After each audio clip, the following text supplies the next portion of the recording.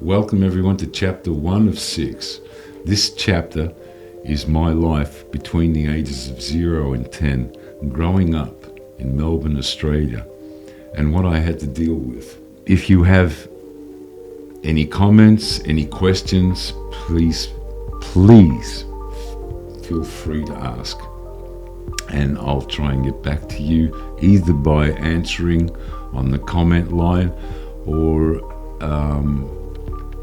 by maybe making a little episode and giving you more detail of what was happening to me at that time. So on with the show.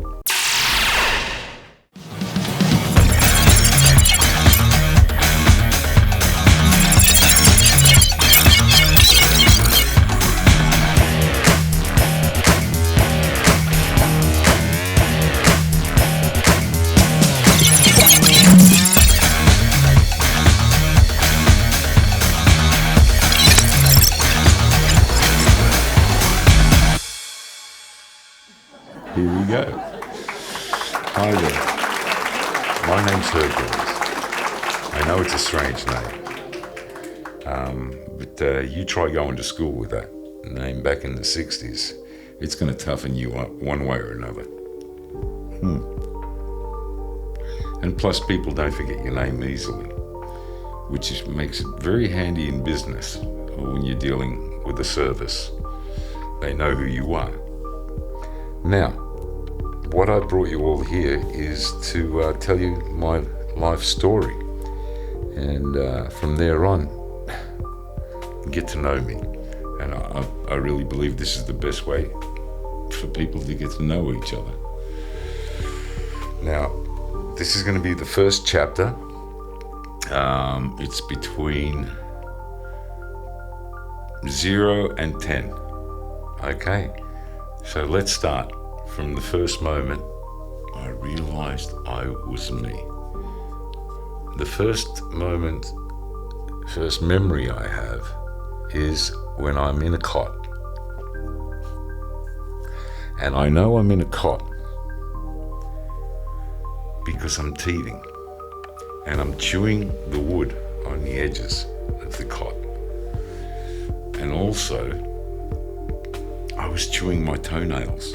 They were so soft, and I could get my foot into my mouth, and just after I'd finished chewing my nails, I'd chew my toenails off. And also, something else I remember, they moved my cot next to the window, and I was chewing, there was a hole in the wall in the plaster, and I was taking pieces and chewing them. Oh, it was fun. I got all these vitamins. I was about 2.5 at that moment. I know I was 2.5. And when my parents wanted to make love, they throw a sheet over the top of the bed, my cot, and tell me something, play with me, carry on like you got your own little house. And I was busy playing with my toys. I wasn't really listening to what was happening outside. Didn't take much notice of that. Now, my other memories beyond that, there are things in between, but then the shocking ones stand out the most. Those shocking memories that you end up getting. And one of my first shocking memories was I was about 3.5 years old. And my grandmother, the one who got my mother and father together, the one who picked my mother in Greece and sent her over to marry her son, that grandmother was invited to Australia. She had 3 sons there at the time, and she tried living with the older one, the one who actually brought her over. It seems like there were problems. I found that out later on. Second one couldn't put up with her as well, so finally she gets to our house, and moves in to my room. She gets a cot under the window. I get the wall.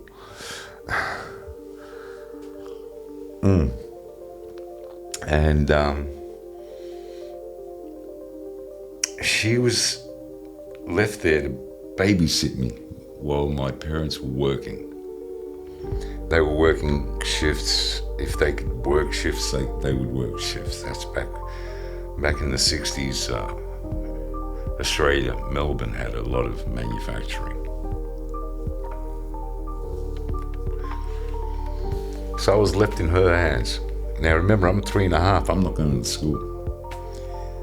And one of my most horrible memories was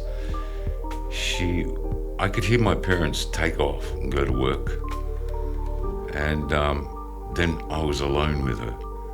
And she'd call me over to her bed. And she'd make me sit on her stomach. And then she'd pull out a pin, a hat pin, with a big pearl on the end of it. Now that hat pin was probably as big as this cigar. And she would make me put my hands out like that. And she'd take the pin and start pricking me with it. Pricking. And if I tried to move my hands, I don't remember what she did. I think she slapped me. So I had to keep my hands out there. Now I'm 3.5 years old. 3.5 years old. Basically a little kid. I don't know what I did wrong, but basically, I won't do that again, Grandma. You're not going to do this again. No, I'm not going to do that again. She just kept pricking. And I remember looking at my hands at a later time and it was all little red dots, little sores all over the place. I don't know why my parents didn't see this. I'm surprised. Excuse me. And one time I remember she tied me to a post outside. I'd done something like a child probably did. And she tied me to the post. It was summertime and it was hot. I remember that. And she made me beg and beg and beg. Most of the time she had me begging. And then she'd drag me around the neighborhood. She'd go harass the neighbors. This is a ghetto, right? And it's all full of migrant families and poor Anglo-Saxon families, council people, drug addicts. And we had a murder there every year. It was an annual thing. For Melbourne, that's pretty hard for a neighborhood. Well, there was one pub at one corner, and there was another pub in the other corner, and there was one pub down at the other corner. So we had 3 pubs up the street. And we had alcoholics rolling around. We had bar fights that come out into the streets and throw stuff at each other. And for us kids, it was a show. It was a show to watch these adults carrying on badly. Very badly.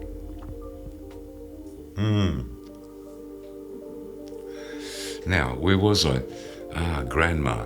Well, eventually, she didn't last too long. She ended up having a stroke, and she passed away, and they buried her there in Melbourne. From there, I remember my mother, again, my favorite person in life. My mother. Well, she tried to train me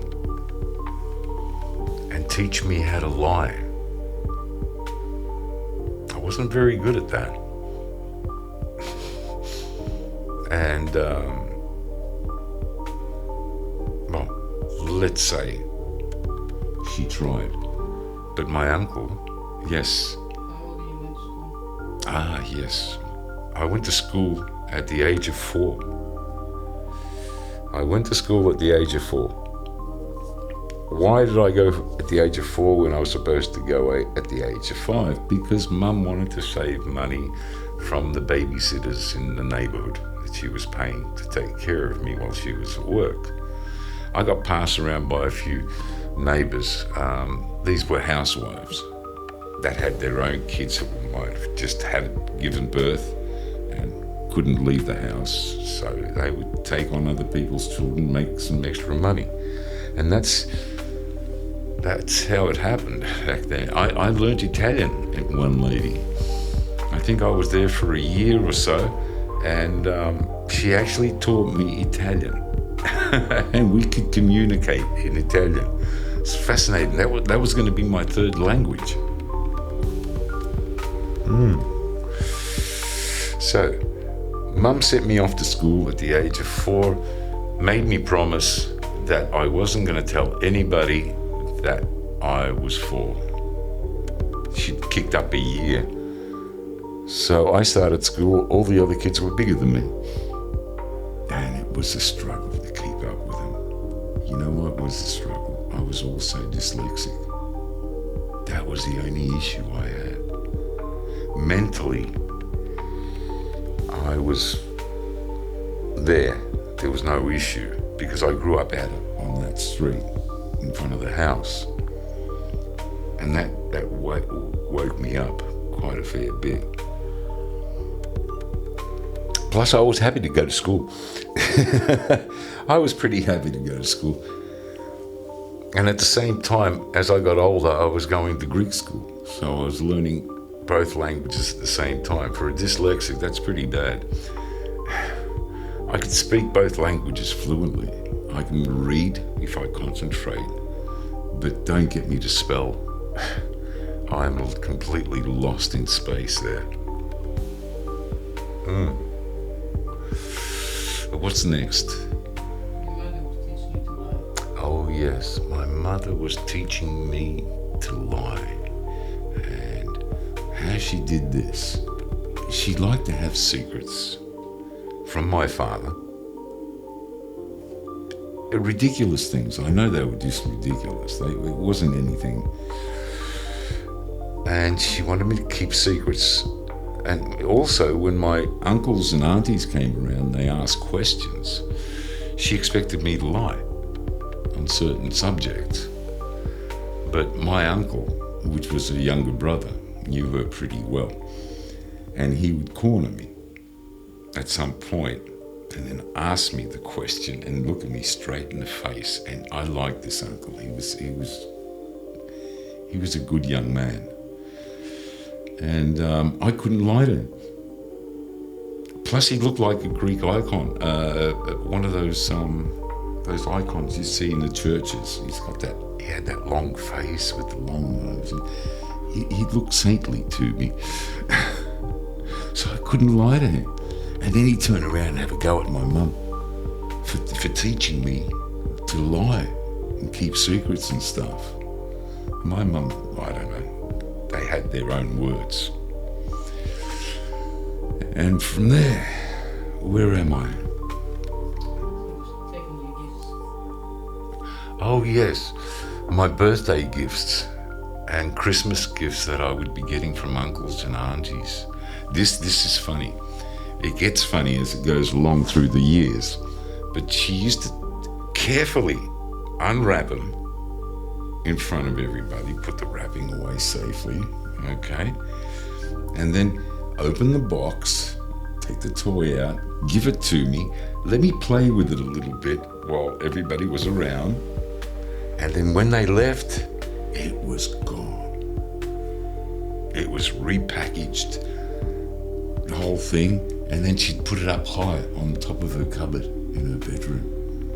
And I remember some of the gifts were really nice. I'd gotten towels once with soaps that they'd gotten me.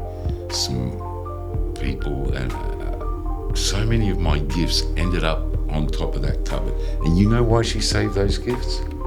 So she can re-give them. So she wouldn't have to go and buy a present. She would re-give them. And I think at one point she got busted because she got confused and she gave the wrong present back, or it was their gift to me, and it'd been a few years or something, and then they saw it, and that blew her away. I know it blew her away, and I was happy that was over, because then I started getting to keep my toys, but I was too old by then. I was too old to really be into the toys and stuff that people bought me. But I did got to keep them, yeah. As I was growing up, I got to keep the toys. I think something bad happened to her. And there were periods when my parents would send me off and I'd stay at my uncle's houses. And they'd be raising me for long periods of time because I'd have to go to school. And they would never tell me why. You understand? And I never found out why, even through the years. They never said it was for this reason or that reason. I think they were having issues between themselves. And where am I now? Father was in the neighborhood and he wanted you to be a wrestler. He was obsessed. My father, the enabler. He's the guy, whenever I went to him with a complaint about my mother, he'd say to me, "Your mother's a saint. She's a complete saint. You couldn't get a better mother than that." And I still couldn't work it out because I was comparing her with the Brady Bunch mother and the Partridge Family mother. And I thought, nah, my mum is nowhere near those wonderful women. I don't know what he sees in her. But anyway, my father, the enabler. Well, my father was obsessed with Muncho crap. And one thing he was obsessed with was championship wrestling, which was on TV on the weekends. He actually used to take me to the wrestling matches. That's the sort of deadhead he was. And when I was little, he trained me to go and headbutt doors, walls, different surfaces. And he'd laugh and say, "When you grow up, you're going to be a wrestler." And then when my uncles would come, he'd get them all around. I could just hear him calling my name out in the distance, saying, "Iraklis," which is the Greek version of Hercules. "Hello." And I knew what he wanted. He wanted me to headbutt something. And all my uncles would sit there and watch me headbutt cupboard doors and things like that. And they'd all laugh and giggle like it was okay. It was all okay to watch this little kid. Sometimes I'd whack my head so hard, I'd get this, whistling dullness of the whack in my head. That happened quite a few times, especially as I was growing up. Fights, different stuff, falling, hitting. That happened quite a few times. But this wrestling thing, I don't get it. But getting a child to whack its head on the wall, to whack its head on the cupboard door or the door or somewhere, some surface, just so the adults can stand around and giggle. They giggled. They were like children. I started to realize at that age that these guys, these adults, are just grown-up children.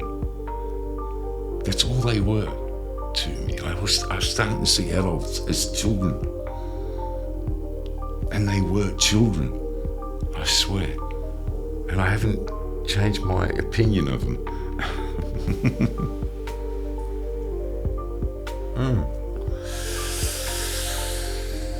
Yes, my father, the guy who used to sit down and scratch his ass, he did it to me quite a few times.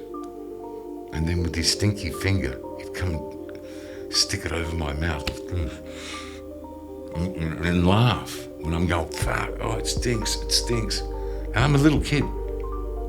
And he's doing shit like this to me. I don't know what was in their heads. Yeah. I really don't know what was in their heads. Well, I lived through all that. I lived through the streets and everything out there that was going on. And the school, at one stage, everybody used to beat into me. I mean, there was so much abuse. At school, I'd be into fights, and the teachers would beat us. At home, our parents would beat us. Out in the street, I did okay. Not much happening out in the street, fights. It was mostly at school and at home, all the violence. In the street, I could handle myself. I was a pretty okay kid. They could trust me. I was honest. I got along really well.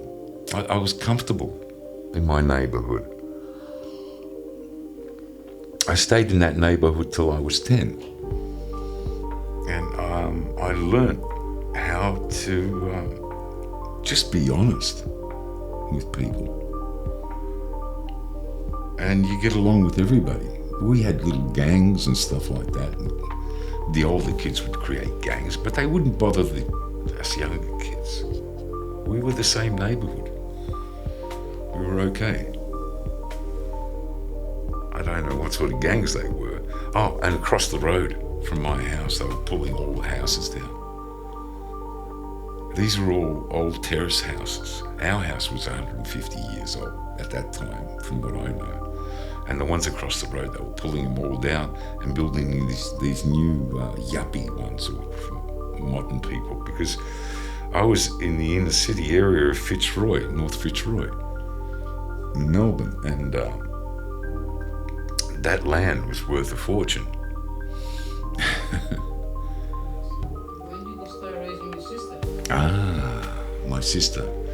When I was 7, my sister came around, and I was so excited. I enjoyed the pregnancy. I enjoyed the enthusiasm, and as if my mother knew that she was going to have a daughter for some reason. So my little sister's coming. And one night, I remember this, I could hear her making noise and saying, blah, blah, blah, blah, blah. And they took off, the two of them, and I was left home alone. And my dad comes home in the morning, and it was daytime, really early in the morning, and he says to me, "You've got a little sister." And I was so happy I had a little sister. I needed company. I was alone, basically, with myself. I didn't mix too much with the kids. Just playtime. Mostly my thoughts and all that stuff. That was personal. Completely personal. I grew up that way.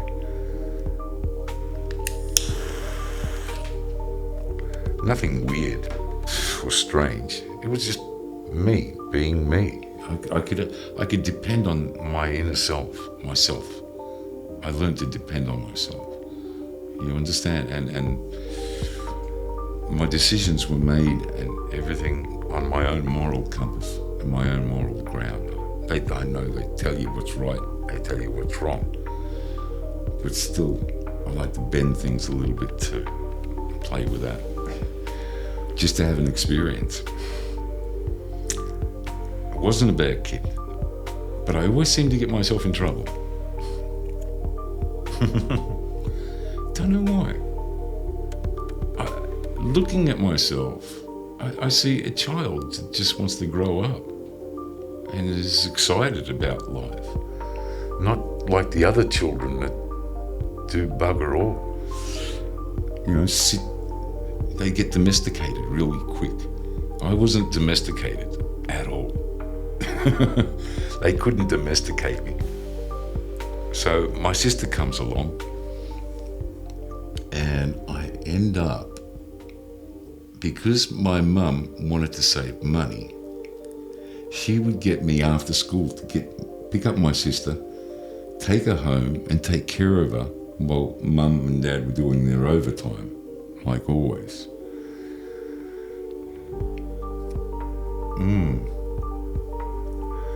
So I'd feed her, I'd change her, get her all ready. I play with her as she was growing up. She'd reached the age of about, a year and a half, 2 years old. She struggled to walk.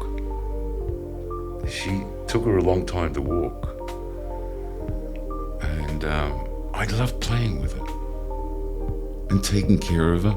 It was a real person I was taking care of. I had a responsible job, and I'm 7 years old, 8, 9, and I'm responsible for this person. Because I was playing so much with my sister and giving her so much attention, because Mum would come back from work, she'd head to the kitchen, and I'm still playing with my sister, keeping her company and enjoying it all. Well, when she started standing up, my mum decided to play this game. And she put her on the edge of a couch, and she was holding on at the other corner of the room. And she's holding on, and she could do a few steps at that time. So I'm in one corner, my mum's somewhere else, and my father's somewhere else. And we're all calling her at that time so she can start walking, really. And I call her over, and she kept coming to me. She kept coming to me because I was the one always helping her with her walk. My mother saw it differently. She gave me that stare of death. And I could see the envy and the jealousy in her eyes. And I basically realized it's not my fault. What's wrong with my mother? Doesn't she want us to be in love, taking care of each other? You know, don't you want to see your children have this relationship? Seems not. And from there on, she put me in the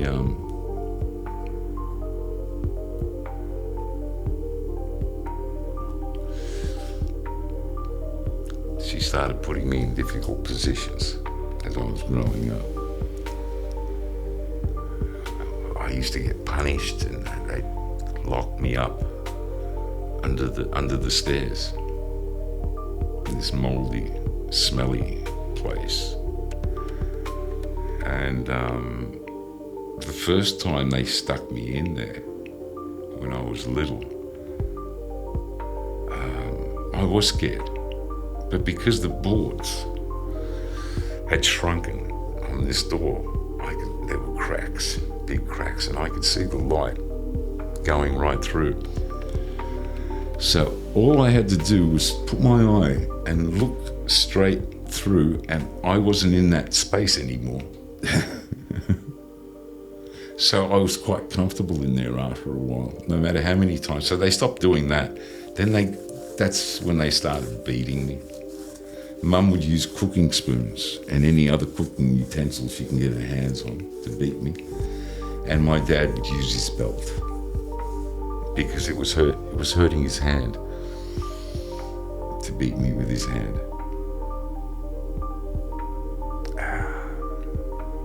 That's how macho he was.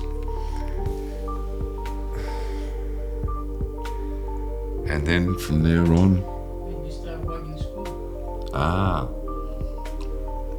Wagging school, yes. Then I started, at some point, I started wagging school by myself, taking off. I'd started once every 2 weeks, and I would take off and go into the city, go to other neighborhoods and just walk around.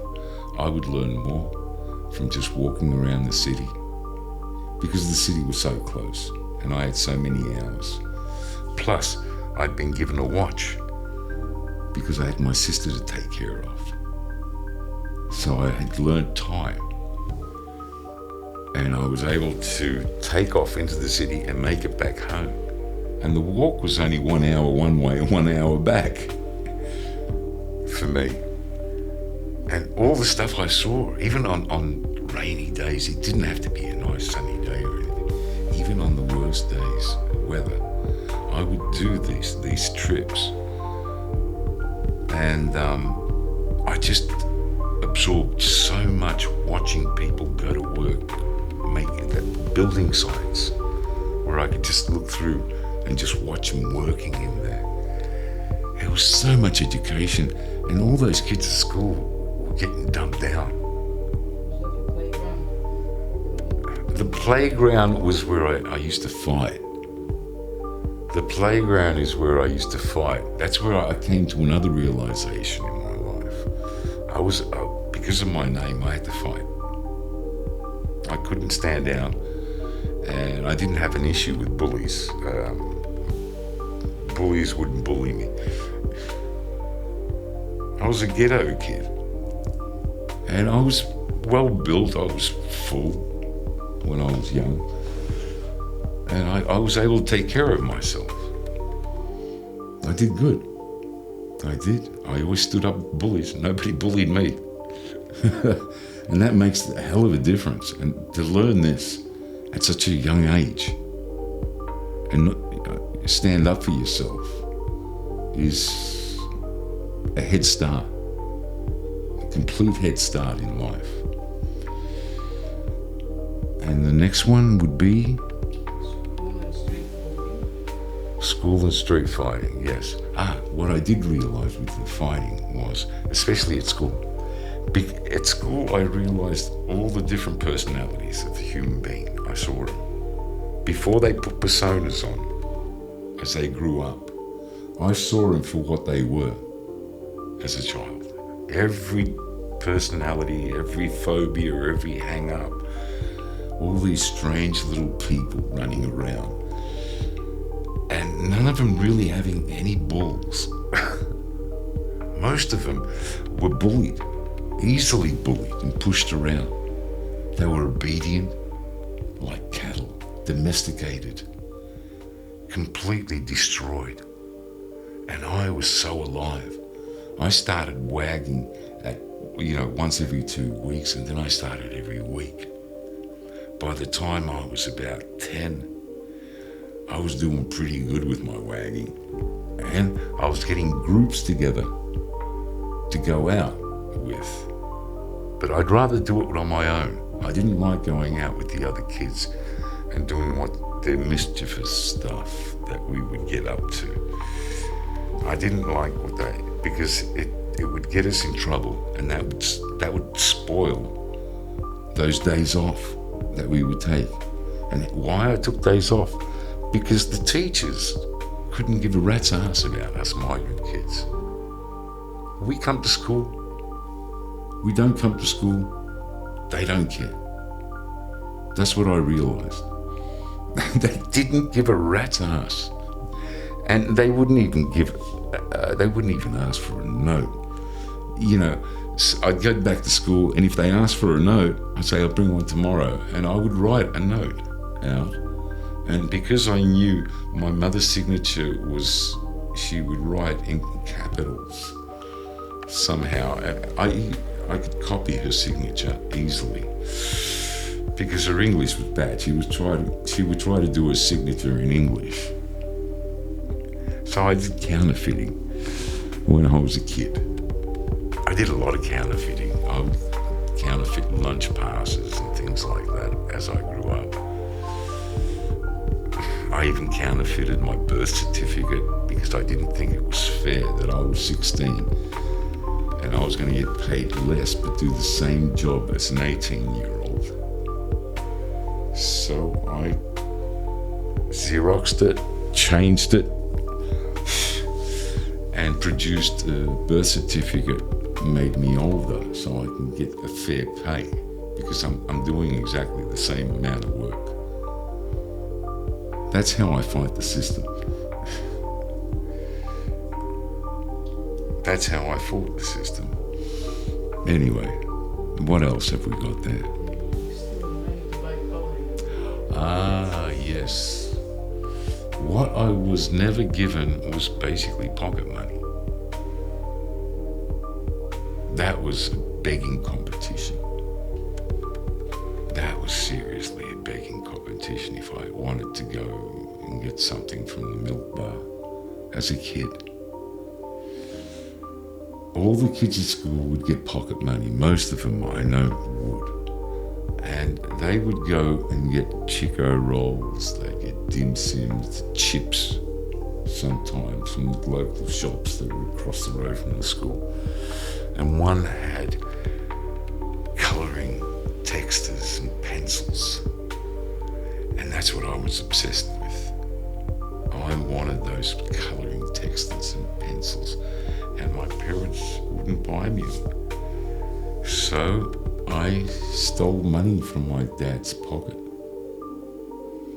He used to hang his trousers out in the passageway. So it was easy. I'd stick my hand in the pocket and grab, I don't know what the money was back then. I didn't even know the value of that money. I did it a few times and I couldn't take my texters and my pencils home. I kept them at school in my desk. And when my father confronted me about this, I told him the truth. Yes, and I did it. And he actually came to the school, or my mum came, I can't remember, and they got him. I showed him to him. I opened my desk up and there was the colouring stuff. I think there were colouring books as well that I bought. And I must have been about 9. That's when my drawing skills kicked in. I was starting to become an artist, and I could draw eventually. By the time I was 10, 11, I could draw. I could look at a comic book and off I went. Easy stuff. Good hand-eye coordination, they call that. And I still use it today, those skills, in my profession. What else have we got going?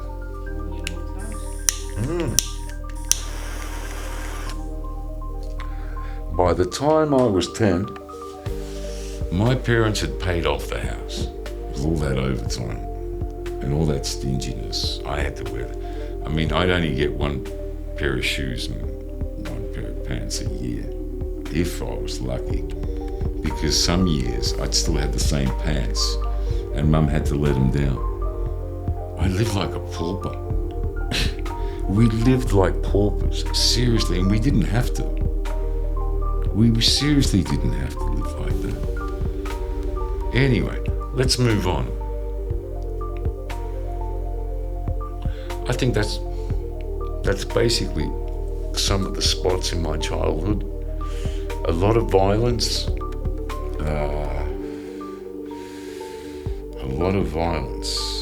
But I was happy in myself. I was happy with who I was. I didn't look at the other kids and be envious of what they were. So I was happy with who I was. Plus, I had so many skills that they didn't. I could cook, I could do this, I could do that. These kids knew nothing of all this stuff. No way. And something else in my house. When something broke, it stayed broke. These people couldn't fix nothing. My dad couldn't put a picture up on the wall, man. He tried to hammer a nail in and he'd destroy the plaster.